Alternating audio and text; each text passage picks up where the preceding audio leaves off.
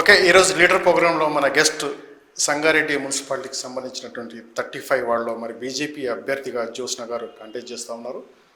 మరి తన పరిచయం మరి ఇక్కడ సుపరిచితురాలా, మరి ఇక్కడ ఐడెంటిఫై చేయగలుగుతున్నారా ఇక్కడ ప్రజలు 35 వార్డులో? మరి తనకు ఎటువంటి గ్రాఫ్ దొరుకుతుంది, మరి ఎలాంటి వ్యూహాలతోటి ప్రజల ముందుకు వెళ్తుంది, తన మాటలు తెలుసుకునే ప్రయత్నం చేస్తాం. మేడం గారు నమస్తే. నమస్తే అండి. ఎట్లుంది మేడం బీజేపీ ట్యాగ్ ఎట్లా నడుస్తుంది 35లో? చాలా బాగా జరుగుతుందండి. ఇప్పుడు డోర్ టు డోర్ క్యాంపెయినింగ్ జరుగుతుంది మాది. సో ఫుల్ అందరు ఎక్సైటెడ్ ఉన్నారు. మా పార్టీ వర్కర్స్ కూడా ఫుల్ స్వింగ్లో నడుస్తుంది యాక్చువల్గా మా క్యాంపెయినింగ్ ఇప్పుడు. ఓకే మేడం, మీరైతే ఇప్పుడైతే ఫస్ట్ ఇప్పుడే మీరు మీ వార్డుకు పరిచయం కాగడా? ఇదే మొదటిసారి మీ వార్డులో?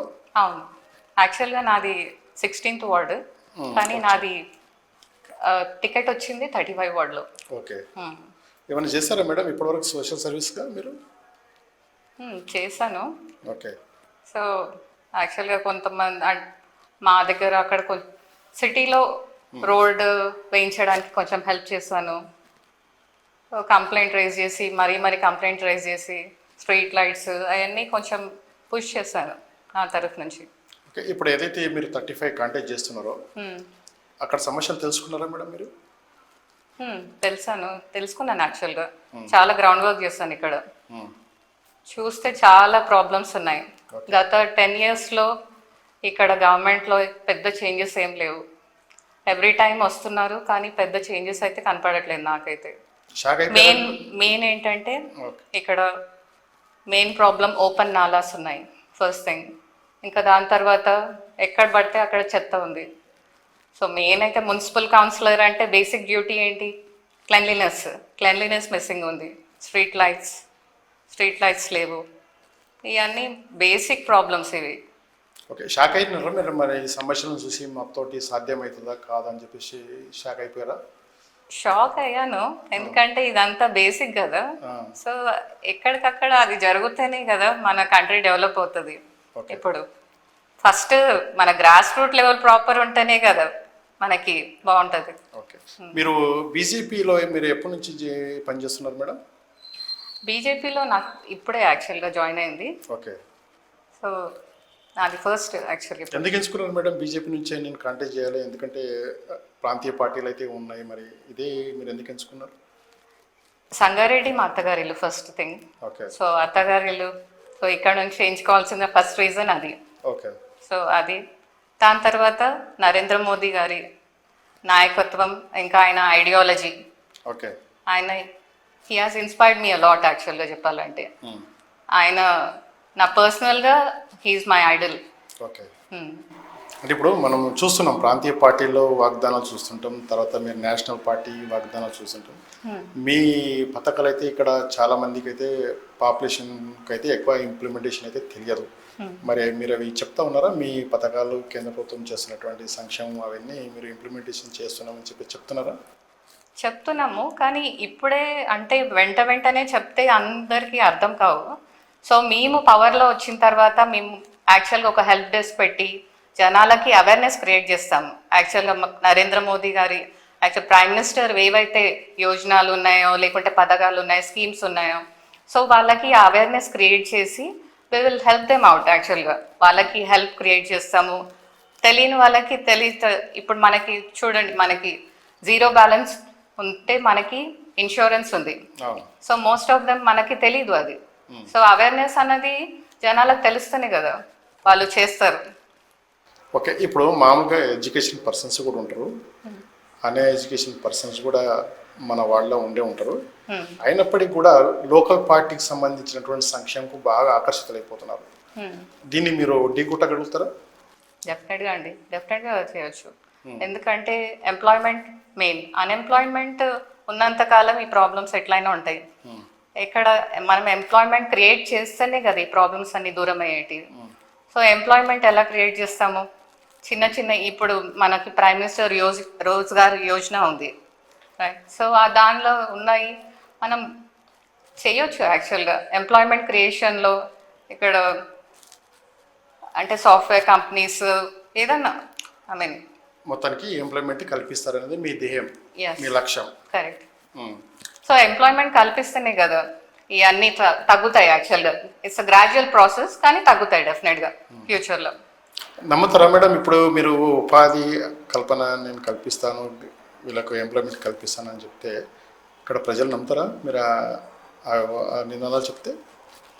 నమ్ముతారు డెఫినెట్గా. మన పనితో నమ్మేటట్టు చేస్తాం యాక్చువల్గా. ఎందుకంటే ఇంప్లిమెంటేషన్ చేయవలసి వస్తుంది. ఎందుకంటే మీరు గెలిచిన తర్వాత ఇది చేయకపోతే మిమ్మల్ని వదలరు, ఇక్కడ జనాలు అట్లుంటారు. లేదు లేదు, వాళ్ళు యాక్చువల్గా మేమే వాళ్ళకి వదలకుండా పని చేస్తాం. ఓకే, ఇప్పుడు గ్రౌండ్ లెవెల్ స్టార్ట్ చేసారా మీరు? బీజేపీ కాండవ తరపు నుంచి మీరు కాంటాక్ట్ చేస్తున్నారు, బీజేపీ అభ్యర్థిగా నేను జ్యోత్స్న గారిని నేను డోర్ టు డోర్ క్యాంపెయినింగ్ చేస్తున్నా అని చెప్పేసి వాళ్ళకు ఐడెంటిఫై వచ్చేసిందా? వచ్చేసిందండి. బికాజ్ ఒక ఎడ్యుకేటెడ్ పర్సన్ మున్సిపల్ కౌన్సిలర్ లాగా కాంటాక్ట్ చేయడం ఇది ఒక రేర్ థింగ్ యాక్చువల్గా చెప్పాలంటే. సో అది ఒక plus point at least for me. ఇంకా ఒక లేడీ చేయడం అవన్నీ అవేర్నెస్ నేను వెళ్ళి పర్సనల్గా వాళ్ళకి చెప్తున్నాను. ఒక ఎడ్యుకేటెడ్ పర్సన్ వస్తే వాళ్ళు ప్రాబ్లమ్స్ని ఐడెంటిఫై చేస్తారు. ఫస్ట్ అయితే ఐడెంటిఫై చేసి దాని సొల్యూషన్ని ఫైండ్ అవుట్ చేయడానికి ట్రై చేస్తారు. ఎందుకు ఎంచుకున్నారు మీరు? మీది ఇది కౌన్సిలర్, మీది ఎడ్యుకేషన్గా మీరు ఒక ఎన్ఆర్ఐ నుంచి వచ్చిన వాళ్ళు, తర్వాత ఫస్ట్ ప్లీజ్ కరెక్ట్ చేయండి. ఎన్ఆర్ఐ అంటే మేము ఒక 4 years యుఎస్లో ఉన్నాం. సో నేను వచ్చి 2006లో వచ్చాను యుఎస్ నుంచి. సో ఇన్ని ఇయర్స్ అయిన తర్వాత ఎన్ఆర్ఐ అనడం రాంగ్ అనాలి యాక్చువల్గా మేడం. చిన్న పోస్ట్ మీరు ఇప్పుడు ఎంచుకున్నారు కౌన్సిలర్గా, ఒక వార్డు మెంబర్గానే మీరు ఎంచుకున్నారు. ఒక ఎమ్మెల్యేనో తర్వాత ఎంపీ మీరు అటువంటి స్థాయిలో ఎందుకు వెళ్ళకపోయారు? చెప్పాను కదండి, ఫస్ట్ బేస్ మన ఫౌండేషన్ ప్రాపర్ ఉంటేనే కదా అంత ప్రాపర్ ఉంటుంది. మొత్తం మీద ఫౌండేషన్ మీరు స్టార్ట్ చేసుకోబోతున్నారు. కరెక్ట్. పాలిటిక్స్లో కరెక్ట్. ఏముంది మేడం చరిష్మా? ఇప్పుడు నరేంద్ర మోడీది పనిచేస్తుందా లేకపోతే మీది పనిచేస్తుందా మీ వార్డులో? అఫ్ కోర్స్ నరేంద్ర మోదీ గారిదే పనిచేస్తుంది ఫస్ట్. దాని తర్వాత ఇంకా మేము ఏదైనా పని చేస్తే మా కరిజ్మా అప్పుడు వస్తుంది. ఓకే, ఏముంది మేడం మీ మేనిఫెస్టో ఏం పెట్టుకున్నారు మరి మీరు? ఎందుకంటే ప్రజల ముందుకు వెళ్తే డబ్బా లేకపోతే వాళ్ళ ఆత్మ శరీరం మీరు గెలుచుకుంటున్నారు. ఏం మీ మేనిఫెస్టోలో ఏముంది? మేనిఫెస్టోలో ఫస్ట్ అయితే పబ్లిక్కి సేవ చేయడం. ఇక్కడ సేవ చేయడం అంటే జస్ట్ మాటల్లో కాదు, అది చేతల్లో చేసి చూపిస్తాం యాక్చువల్గా. అంటే ఎలా అంటే ఇప్పుడు ఫస్ట్ బేసిక్ ప్రాబ్లమ్స్ నేను ఇందాక చెప్పాను కదా మీకు ఇందాక, అవన్నిటిని ఫస్ట్ దాంతోనే స్టార్ట్ చేస్తాను ఫస్ట్. ఇప్పుడు ఏదైతే మీరున్న వాడు చాలా బ్యాక్వర్డ్ వాడు. ఎందుకంటే ఒక పెళ్లి చేయాలన్నా తర్వాత 7 లక్షలతో కూడుకున్నటువంటి పని. ఎందుకంటే ఇక్కడ ప్రజాభిప్రాయ సేకరణ తీసుకుంటే ఒక ప్రభుత్వం తరపు నుంచే కానీ ఒకటి మినీ ఫంక్షన్ అనేది ఇక్కడ ఉన్నటువంటి ప్రజల యొక్క ఆకాంక్ష, అది నెరవేరుతుందా మీ తరపు నుంచి? డెఫినెట్గా అండి, డెఫినెట్గా ఉంటుంది. నేను ఆ వార్డ్లో కూడా చూసాను యాక్చువల్గా. సో ఎవ్రీ టైమ్ వాళ్ళకి ఏదో ఒక ఆశ చూపించి అలా చేయడం రాంగ్ యాక్చువల్గా చెప్పాలంటే. సో అది లాంగ్ రన్లో పనిచేయదు. ఒక 5 years అయిన తర్వాత అది పనిచేయదు. సో వాళ్ళకి ఎంప్లాయ్మెంట్ అన్నది క్రియేట్ చేసి మీరు అన్నట్టు యాక్చువల్గా ఎంప్లాయ్మెంట్ క్రియేట్ చేయాలి వాళ్ళకి. ఎంప్లాయ్మెంట్ క్రియేట్ చేస్తేనే కదా వాళ్ళు పైకి వస్తారు. సో అలాగే అదే కండిషన్లో ఉండడం కూడా ఇట్స్ నాట్ కరెక్ట్.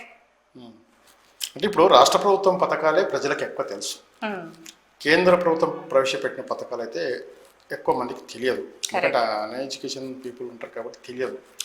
మరి మీ పథకాలన్నీ రేపు పనిచేయబోతున్నాయా? ఆఫ్కోర్స్ పనిచేస్తాయండి. ఇప్పుడు అన్ని ప్లేసెస్లో పనిచేస్తున్నప్పుడు గ్రాస్ రూట్ లెవెల్లో కూడా పనిచేస్తాయి. ఒక అవేర్నెస్ అన్నది క్రియేట్ చేయాలి జనాలలో, అంతే.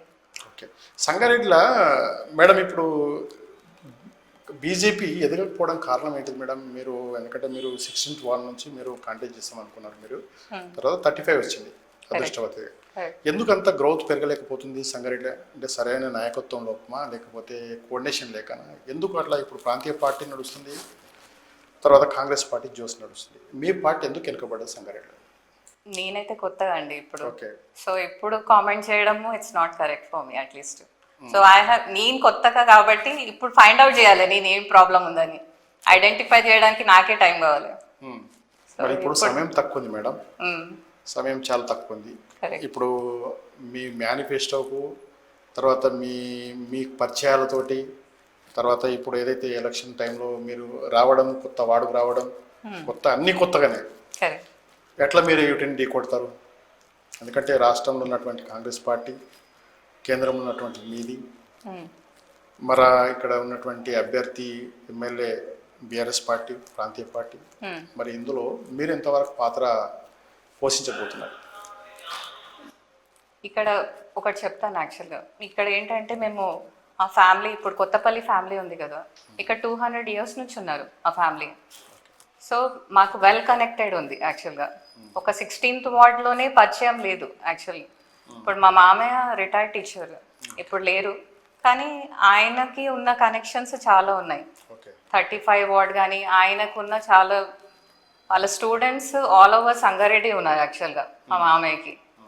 సో ఇదేం కొత్త పరిచయం ఏం కాదు. ఓకే. సో ఆల్రెడీ మేము జోస్నే ఒక కొత్త పరిచయం. జ్యోత్స్న కొత్త పరిచయం ఏం కాదు, సంగారెడ్డి కోడలు నేను ఇక్కడ. సో మేడం కొత్త పరిచయం ఏం కాదు. 35 వాడుకైతే కొత్తగా మేబీ నా ఫేస్ కొత్త ఉండొచ్చు, కానీ నేనేం కొత్త కాదు సంగారెడ్డికి అట్లీస్ట్. ఓకే. ఓకే, ఇప్పుడు ఏం కోరుతున్నారు మేడం మరి మీ వాళ్ళ మిమ్మల్ని రిసీవింగ్ చేసుకోవాలంటే ఎట్లా అనిపిస్తుంది? ఇక్కడ ఉన్నటువంటి ప్రజలకు ఒక కొత్త ఎడ్యుకేషన్ పర్సన్స్ వచ్చింది. యాక్చువల్గా దే ఆర్ వెరీ హ్యాపీ యాక్చువల్గా. వాళ్ళు చాలా బాగా రిసీవ్ చేసుకున్నారు.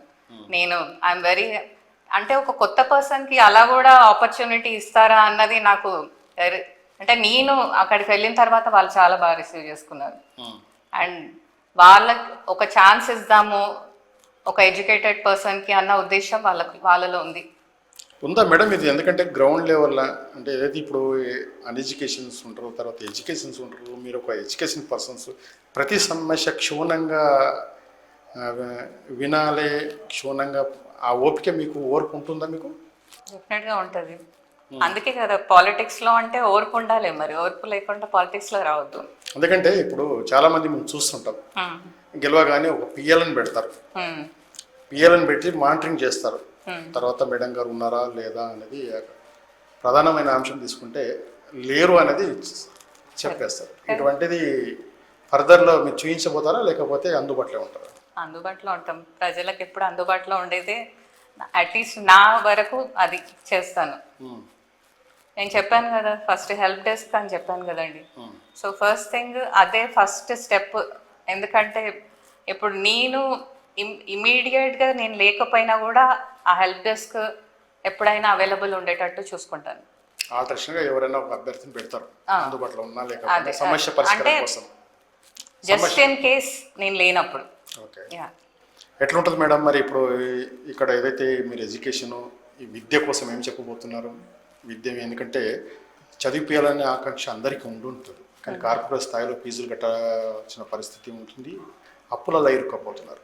మరి విద్య ఎందుకంటే గవర్నమెంట్ సెక్టర్లో, ఎందుకంటే నరేంద్ర మోడీ చరిష్మాతోటి చాలా రకరకాలుగా స్కీమ్స్ వస్తున్నాయి విద్యకు సంబంధించినటువంటి, అవి ఇంప్లిమెంటేషన్ చేయక వెనుకబడిపోతుంది. మరి మీ కాలనీకి సంబంధించినటువంటి పూర్ పీపుల్కు ఈ విద్యాపరంగా ఏం చెప్పబోతున్నారు? వాళ్ళకి ఫస్ట్ అయితే అంటే అవేర్నెస్ ఫస్ట్ క్రియేట్ చేసి దాని తర్వాత దానిలో ఎలా వాళ్ళు ఎన్రోల్ చేసుకోవచ్చు అన్నది చెప్తాం ఫస్ట్. ఇంకా ఎవరైనా పువర్ ఉండి వాళ్ళకి ఎక్కువ అవసరం ఉంటే నా వరకు పర్సనల్గా కూడా నేను సహాయం చేయడానికి రెడీ ఉన్నాను. అంటే సొంత డబ్బులు పెట్టైనా వాళ్ళకు ఎంకరేజ్మెంట్ చేసి, అంటే ఎక్కువ అవసరం ఉంటాయి ప్రభుత్వ పాఠశాలల్లో ఏది రిక్వైర్మెంట్ కావాలన్నా ఏది కావాలన్నా ప్రోత్సహించడానికి జ్యోత్స్న గారు రెడీ ఉన్నదని మీరు చెప్తా ఉన్నారు. కరెక్ట్. ఓకే, ఇప్పుడు మళ్ళీ ఏంది మేడం, ఇప్పుడు మన వైద్యం ఇప్పుడు పెద్ద హాస్పిటల్ ఉన్నప్పటికీ కూడా కాలనీకి ఒక బస్తీ దవాఖానా అని కూడా పెట్టారు మీరే. అది ఇంప్లిమెంటేషన్ ఉందో లేదో మరి మీ వాళ్ళ ఒకసారి మీరు చెక్ చేసుకుంటే ఉంటే మంచిది, లేకపోతే దాన్ని ఏమైనా ప్రొవైడ్ చేస్తారా ఇక్కడ? బస్తీ దవాఖానా ఇంపార్టెంట్ యాక్చువల్గా. ఎందుకంటే ఇమీడియట్గా యాక్సెసిబుల్ ఉండేది హాస్పిటల్ బేసిక్ థింగ్. ఎవరికైనా హెల్త్ ఎమర్జెన్సీ ఉంటే బస్తీ దవాఖానానే కదా ఫస్ట్ థింగ్ మనం వెళ్ళేది. సో అది డెఫినెట్గా చేస్తాం. ఎవరు వస్తున్నారు మీరు మీ స్టార్ క్యాంపెయినింగ్ ఎన్నికలకు? ఎవరు వస్తున్నారు? హైకమాండ్ మీ జిల్లా అధ్యక్షురాలా లేకపోతే ఇంకా ఎంపీ గారా? ఎవరు వస్తున్నారు? గోదావరి అంజిరెడ్డి గారు ఉన్నారు కదా, వాళ్ళు వస్తున్నారు. సార్ దేశపాండే సార్, వీళ్ళందరూ వస్తున్నారు. మొత్తం మీదైతే ఇక్కడ ఉన్నటువంటి వార్డు ప్రజల యొక్క అదృష్టం మీకు ఇక్కడ బీఫామ్ రావడం.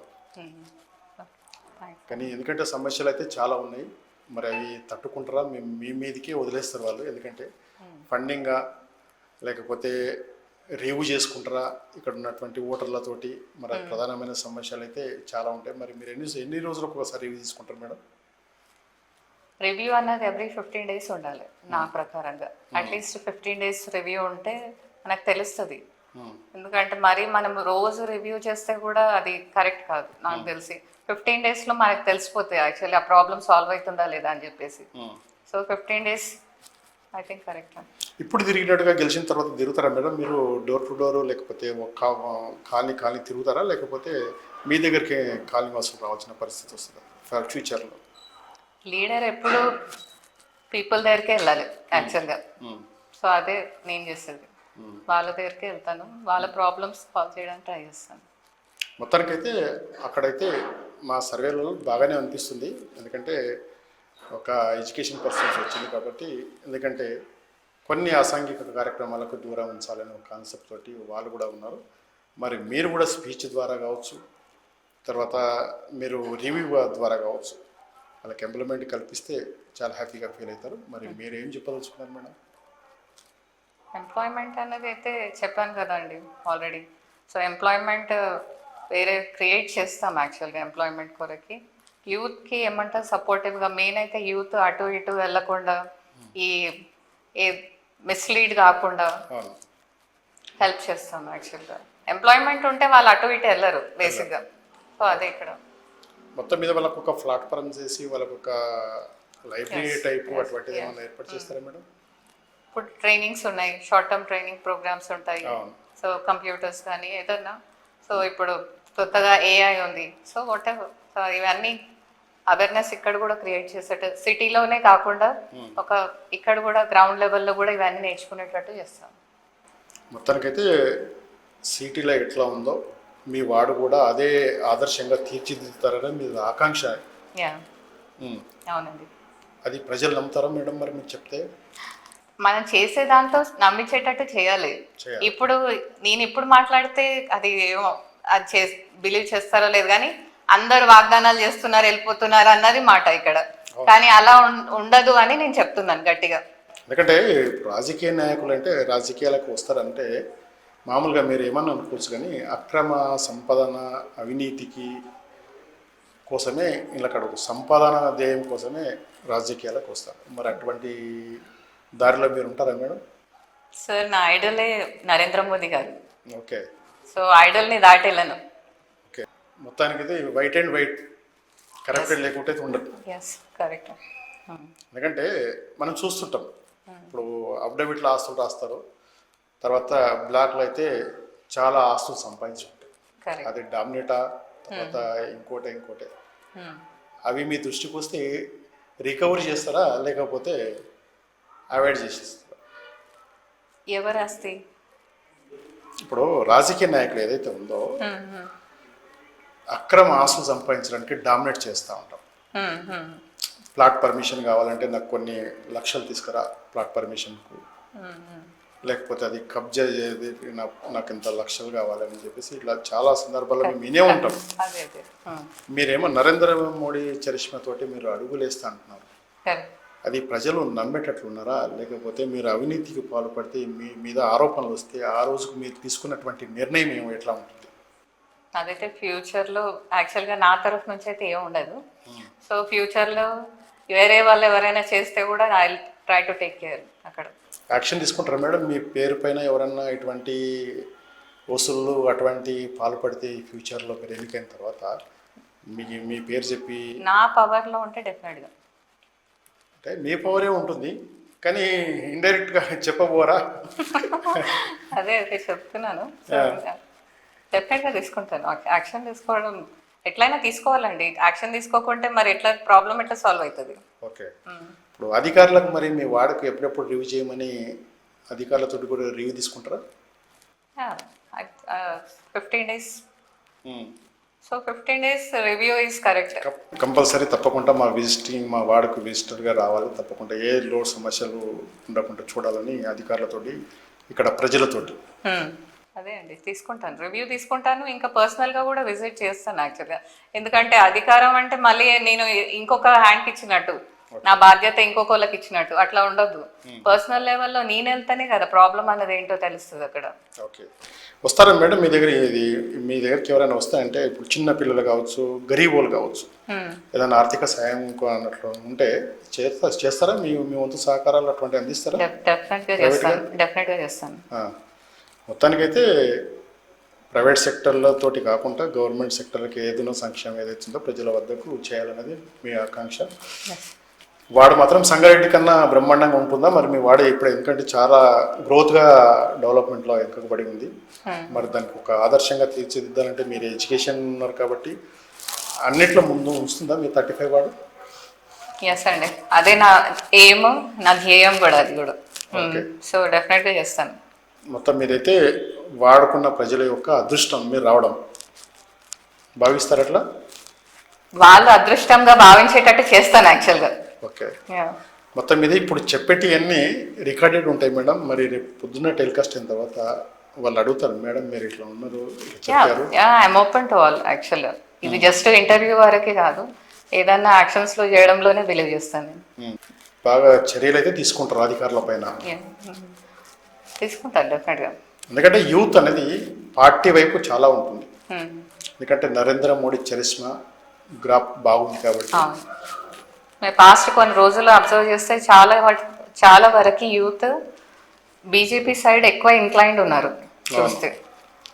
మన హిందుత్వ ఇప్పుడు చాలా ఇంప్రూవ్ అయింది యాక్చువల్గా చూసుకుంటే. అవును. బీజేపీ సపోర్టర్స్ కానీ బీజేపీ పార్టీ పరంగా కూడా చాలా పెరిగింది. ఎందుకంటే ఒకప్పుడైతే తక్కువనే కానీ ఇప్పుడు రోజు రోజుకు సీట్లు పెరుగుతూ ఉన్నాయి తప్ప తెలంగాణ రాష్ట్రం తగ్గడమే తెలియదు. అది ఎట్లయినా గ్రోత్ అప్పర్ సైడే ఉంటుంది, డౌన్వర్డ్స్ వెళ్ళదు ఇంకా. మరి ఇప్పుడు మీరు మీ అటువంటి ఎడ్యుకేషన్ పీపుల్స్ వస్తే ప్రతి వాళ్ళ ఇంకా చాలా చైర్మన్ సీటు కొట్టబోతుంది అనుకుంటున్నా. అటువంటి గెలుపు గుర్రాలు ఉన్నారా మేడం మరి పార్టీలో? గెలుపు ఇక ప్రజలు ఆదరణ బట్టి ఉంటుంది. So they will support.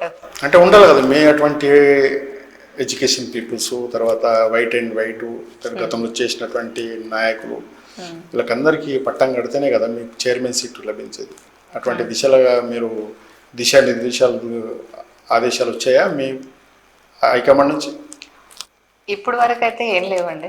So డెఫినెట్గా ఇప్పుడు ఫస్ట్ గెలవాలి, ఫస్ట్ కౌన్సిలర్ అయితే. ఓకే. దాని తర్వాత చూస్తాం.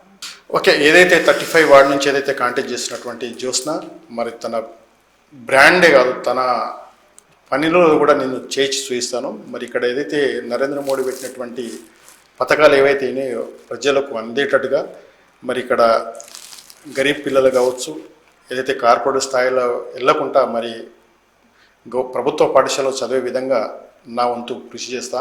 అలాగే ఏదైతే సమస్యలు ఏవైతే ఉన్నాయో నెలకు ఒక 15 రోజులకు నేను రివ్యూ తీసుకుంటా. ఇక్కడ ఓటర్ తోటి కావచ్చు, ఇక్కడ ఆఫీసర్లతోటి, అధికారులతోటి కావచ్చు. మొత్తానికైతే నా వాడైతే సంగారెడ్డి పట్టణంలో ఒక ఆదర్శంగా తీర్చిదిద్దే విధంగా నేను ప్రయత్నం చేస్తానని చెప్పేసి మనతో చెప్తాను.